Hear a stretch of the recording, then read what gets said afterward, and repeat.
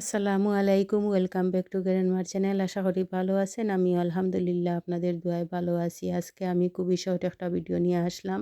আর অত্যন্ত উপকারী এই ভিডিওটা আপনারা সবাই ফলো করবেন। এই যে লাল চাটা হানি উইথ জিঞ্জার, এই চা বানিয়ে এই ওয়েদারের মধ্যে যদি খান তাহলে সর্দি কাশি কোনো ধরনের ভাইরাসে আপনাদেরকে আক্রান্ত করতে পারবে না। এই ওয়েদার থেকে বাঁচার জন্য এটাই সবচেয়ে উত্তম মেডিসিন। কারণ জিপি তেমন কোনো মেডিসিন কাউকে দিচ্ছে না সর্দি কাশির জন্য।